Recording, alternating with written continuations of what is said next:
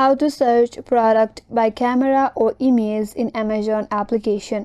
Hi everyone, this is Kate and welcome back to another video, and on today's video we will see how we can search any product on Amazon by camera or image. So without any further ado, let's get started. First off, open up Amazon application in your mobile device and make sure that you're logged in with your account.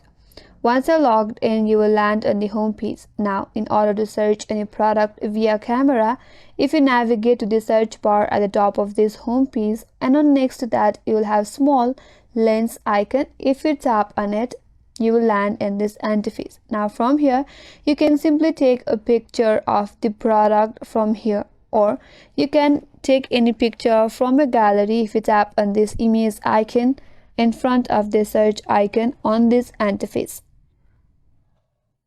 So here all you have to do is take a picture of the product, and then Amazon will find out the related product according to your picture. So that's the way to search any product via camera or image on Amazon application. And that's all for this video. Hope this video helped you. If you're new to our channel, consider subscribing, and thanks for watching. Stay tuned for more videos.